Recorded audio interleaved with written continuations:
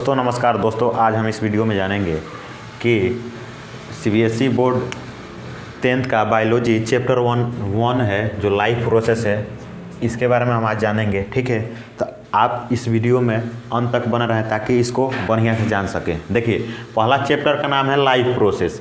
Life process यानी जीवन की प्रक्रियाएँ। लाइफ माने जीवन और प्रोसेस माने प्रक्रियाएँ। तो सबसे पहले हम देखेंगे जब लाइफ प्रोसेस यानी जीवन का प्रोसेस, तो दुनिया में दो प्रकार के जीवन हो सकते हैं। एक तो निर्जीव भी हो सकता है और क्या एक सजीव भी हो सकता है। तो पहले देखेंगे लिविंग यानी सजीव में क्या क्या होगा।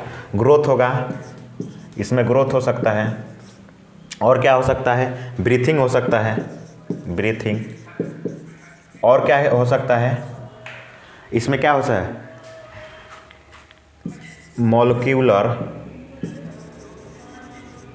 मोमेंटम। ये सभी चीज़ें हो सकती है। ठीक है, लेकिन नॉन लिविंग में ये सब क्या हो नहीं होता है। नॉन लिविंग में ये सब नहीं होता है। तो कोई पूछेगा लिविंग में क्या क्या हो सकते हैं, तो उसमें ब्रीथिंग होगा, ग्रोथ होगा, मॉलिक्यूलर मोमेंट होगा, और क्या होगा, रेस्पिरेटरी होगा, जिसे श्वसन बोलते हैं लोग, तो रेस्पिरेशन। ठीक है, और नॉन लिविंग में ये सब नहीं होता है। लेकिन नोट में यहीं पे एक बात ध्यान रखना है कि जो वायरसेस होते हैं, वायरस जो क्या होते हैं, सजीव और निर्जीव यानी लिविंग और नॉन लिविंग के बीच क्या होते हैं, बीच का ये मिडिल पॉइंट होते हैं। यानी वायरसेस जो होते हैं ना, वो सजीव के भी कैटेगरी में आते हैं और निर्जीव के भी, यानी लिविंग के भी और नॉन लिविंग दोनों को बीच के करी हैं। ठीक है, तो इसलिए इन लोग को क्या कहा जाता है कि ये सजीव भी हो सकते हैं और निर्जीव भी हो सकते हैं। तो क्वेश्चन में ऐसा पूछेगा ऑब्जेक्टिव कि वायरसेस क्या होते हैं, तो वहाँ पे आप लोग को लगाइएगा लिविंग और नॉन लिविंग दोनों हो सकते हैं। ठीक है, अब देखेंगे कि मतलब यहाँ पे क्वेश्चन है कि why are molecular momentum essential for life. अब इस मतलब कि इसके कहने का मतलब ये हो गया ना कि जो और मॉलिक्यूलर माने अणुओं का मोमेंटम इसेंशियल जरूरी क्यों है लाइफ के लिए। आप लोग जानते होंगे कि सभी का शरीर कैसे बना है, सेल से बना है, सेल बना है। अब ये सेल तो एक ऐसा सेल नहीं है ना शरीर का कि एक ही सेल है या उसी से पूरा शरीर बन गया है, ऐसा तो नहीं है। बहुत सारे सेल हैं और बहुत सारे सेल हैं, तो अलग अलग सेल हैं, तो वो अपना गति करते रहती है। मानिए कहीं पे कट जाता है तो वहाँ पे फिर वैसे ही मतलब वो भरने के लिए वहाँ पे कोई चीज़ मोमेंटम होता होगा तभी तो वो भरता होगा। ऐसा तो नहीं है कि कहीं कट गया तो मानिए कि वो सेल मोमेंटम नहीं करेगा तो फिर नहीं भरेगा, ऐसा तो हो सकता है। मानिए कोई लकड़ी है, जैसे लकड़ी है, नॉन लिविंग है, अगर मानिए कि ये टूट गया, यहाँ से ऐसा टूट गया, ऐसा कुछ नहीं ना है कि फिर कुछ दिन में ये भर जाएगा लकड़ी। लेकिन वही पेड़ पौधा में आप लोग देखते होंगे क्या होता है, मानिए कि अभी क्या हुआ, मानिए एक पौधा है, ठीक है, इसका एक पत्ता है, ठीक है, पत्ता है, तो ये टूट कर गिर गया, फिर वहाँ पर नया पौधा आता है। ठीक है, तो वैसे ही क्या होता है ना कि वहाँ मॉलिक्यूलर होते हैं। तो लिविंग के लिए बिकॉज ऑल लिविंग क्रिएचर क्या होते हैं, मतलब छोटे छोटे सेल्स क्रिएट हुए रहते हैं और ये अपने आप को रिपेयर करने के लिए और क्या करने के लिए, ट्रांसफॉर्मेशन करने के लिए, न्यूट्रिशन के लिए, सब चीज़ों के लिए मॉलिक्यूलर का क्या है, मतलब मोमेंटम इसेंशियल है, जरूरी है। समझ आया ना। अब यहाँ से हम लोग का मेन चैप्टर स्टार्ट हो रहा है। ठीक है, लाइफ प्रोसेस, लाइफ माने जीवन, प्रोसेस माने प्रक्रिया। देखिए लाइफ प्रोसेस का मतलब यहाँ, अब आप ये तो बात समझ गए होंगे कि जो भी चीज़ें होंगी जिसके बारे में हम पढ़ रहे हैं, हम लोग लिविंग के बारे में ही पढ़ेंगे, नॉन लिविंग के बारे में नहीं पढ़ेंगे। यहाँ तो आप समझ गए होंगे क्योंकि इसमें ग्रोथ, ब्रीथिंग, मॉलिक्यूलर मोमेंटम किस में होगा, लाइफ में होगा, लिविंग में होगा। अब इससे तो आपको समझ में आ गया हो कि जो भी हम प्रोसेस इस चैप्टर में पढ़ेंगे वो लिविंग के बारे में पढ़ेंगे, यानी सजीव के बारे में पढ़ेंगे। आप देखिए लाइफ प्रोसेस में क्या होगा, कोई भी लाइफ है, जीवन है, तो उसमें क्या होगा, न्यूट्रिशन की जरूरत है, न्यूट्रिशन चाहिए, रेस्पिरेशन यानी श्वसन की क्रिया करेगा, ट्रांसफॉर्मेशन मतलब अपने बदलाव करते रहेगा, समझ में आ रहा है ना, एक्सट्रेशन मतलब उत्सर्जन करना। ठीक है, तो ये सभी चीज़ें जरूरी है। तो इसके लिए पहला हम इसमें देखेंगे क्या, न्यूट्रिशन देखेंगे। तो न्यूट्रिशन क्या होता है इसके बारे में देखेंगे। देखिए न्यूट्रिशन क्या होता है, ये मोड होता है, एक मतलब क्या है, प्रोसेस होता है किसका, मतलब फूड लेने का, जिसमें क्या करता है, अपना बॉडी के लिए इसमें फूड क्या किया जाता है, लिया जाता है, taking food and utilization by the body. और उस फूड को लिया जाता है तो बॉडी के द्वारा क्या किया जाता है, यूटिलाइजेशन करता जाता है, उसे न्यूट्रिशन कहते हैं। लेकिन यहीं पे हमको देखना है न्यूट्रिशन और न्यूट्रिएंट्स में डिफरेंट है, न्यूट्रिएंट्स यहाँ पे अलग हो गया। अब देखेंगे न्यूट्रिशन, न्यूट्रिशन में कितने प्रकार के होते हैं, उसमें से हम देखेंगे पहला न्यूट्राइड होता है जो क्या करे, मतलब न्यूट्रिएंट्स क्या होता है, जैसे कि आप छोटे बच्चे को बोलता है डॉक्टर न्यूट्रिएंट्स दीजिए, उसको न्यूट्रिएंट्स क्या दीजिए, तो किस लिए बोलता है, ताकि क्या हो, उसका ग्रोथ हो, रिपेयर हो, वर्क करे, मेंटेनेंस ऑफ द बॉडी। अब मानिए आप ही, हम लोग जैसे मिल्क है, तो मिल्क को क्यों दिया जाता है, ताकि हमारे क्या हो,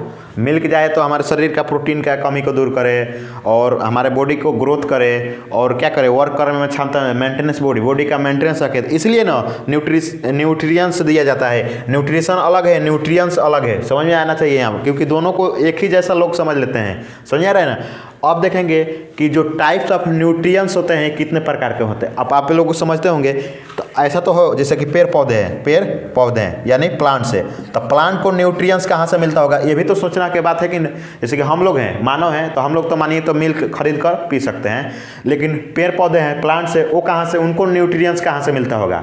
तो इसलिए न्यूट्रिएंट्स को दो भागों में बांट दिया गया, किस में, दो में, टाइप ऑफ न्यूट्रिएंट्स, एक होता है ऑटोट्रॉफ, एक होता है हेटेरोट्रॉफ।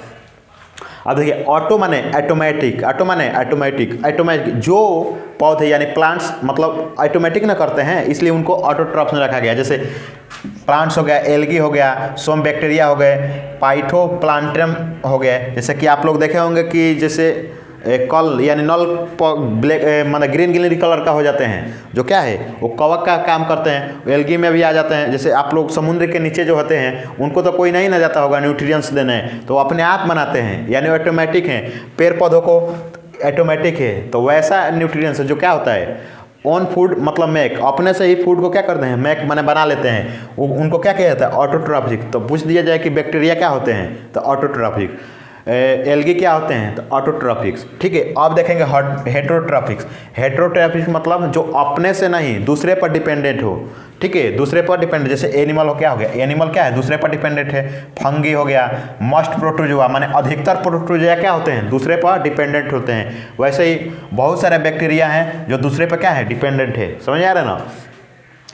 उसके बाद हम देखें कि ऑटोट्रॉफ्स में बहुत सारे आते हैं। ठीक है, पहला देखें ऑटोट्रॉफिक्स न्यूट्रिएंट्स में क्या क्या आता है। पहला आता है फोटोट्रॉफिक्स या ऑटोट्रॉफिक्स न्यूट्रिशन, यानी कि वैसा, यानी फोटो माने प्रकाश संश्लेषण के द्वारा जो अपना भोजन तैयार करते हैं ना, उनको क्या फोटोट्रॉफिक्स न्यूट्रिशंस कहते हैं, समझ आ रहा है ना। जैसे कि इसमें क्या हो, जो भी अपना बनाएगा ना, यानी sunlight, water, carbon dioxide use करके जो भी अपना भोजन बनाएंगे, यानी sunlight, water, carbon dioxide use करके जो अपना भोजन बनाएंगे ना, उनको क्या किया जाएगा, फोटोट्रॉफिक्स न्यूट्रिएंट्स में रखा जाएगा, समझ आ रहा है ना। वैसे ही केमियोट्रॉफिक न्यूट्रिएंट्स माने केमियोट्रॉफिक न्यूट्रिएंट्स का मतलब ये हो गया ना कि जो डायरेक्ट केमिकल में कन्वर्ट कर दे, समझ आ रहा है ना। जैसे कि मानिए उसको ले, सनलाइट को ले और केमिकल में बनाकर डायरेक्ट यूज कर ले, उसमें वाटर का उसमें मौजूद ये सब का यूज नहीं कर, डायरेक्ट सनलाइट को केमिकल में बदल दिया, केमिकल में बदल कर अपना क्या ले, भोजन को ग्रहण कर ले।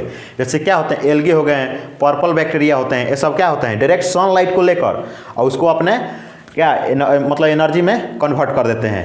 अब हम देखेंगे हेटेरोट्रॉफिक्स न्यूट्रिशन, क्योंकि हम यहाँ पे ऑटोट्रॉफिक्स देख लिए, ऑटोट्रॉफिक में देख लिए कितने, दो, फोटोट्रॉफिक्स और केमियोट्रॉफिक्स। उसके बाद देखेंगे हेटेरोट्रॉफिक्स। हेटेरोट्रॉफिक्स में पहला आता है होलोजोइक, दूसरा आता है सुपरटीज में और तीसरा आता है पैरासिटीज में। ठीक है, पहला है क्या, जैसे होलोजोइक में क्या होता है कि सॉलिड फॉर्म में, यानी सॉलिड के रूप में हम लोग भोजन को ग्रहण करते हैं। जैसे आप लोग देखें ह्यूमन जो मानव है वो कैसे ग्रहण करते हैं, ऐसा तो नहीं है कि वो सूर्य का सनलाइट लेते हैं और अपना भोजन बना लेते हैं। वो लोग क्या करते हैं, सॉलिड फॉर्म में भोजन को लेते हैं, शरीर में जाता है तो अलग अलग पार्ट में वो टूटता है। वैसे ही एनिमल हो गए, ये भी क्या करते हैं, सॉलिड फॉर्म में लेते हैं, समझ आ रहा है ना।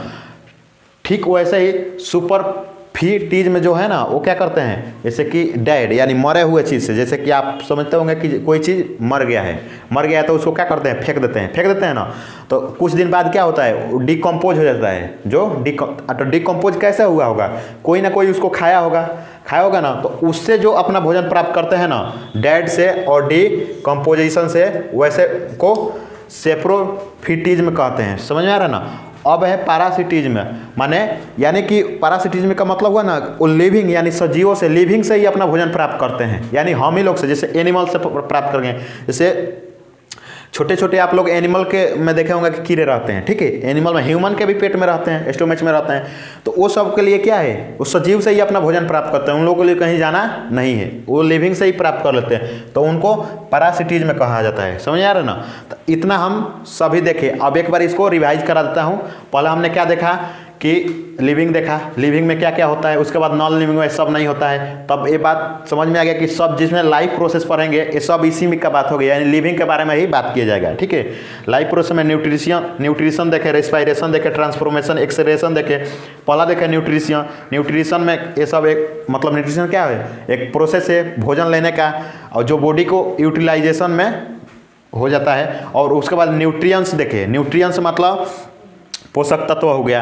ये कितने प्रकार के होते हैं, 2 प्रकार के। इसमें होते हैं ऑटोट्रॉप्स और हेटरोट्रॉप्स। ऑटोट्रॉप्स में देखे फोटोट्रॉपिक और केमियोट्रॉपिक। उसके बाद से देखे हेटेरो में देखे होलोजोइक और सेप्रोफिटिज्म और पैरासिटिज्म। उसके बाद से ये चैप्टर का मतलब इस पार्ट का अंत हो गया। अब आगे हम देखेंगे ना, इसमें रेस्पायरेटरी में क्या होता है, ट्रांसफॉर्मेशन में क्या होता है, तो अगला रेस्पायरेटरी हम देखेंगे। आज के लिए इस वीडियो में इतना ही, धन्यवाद।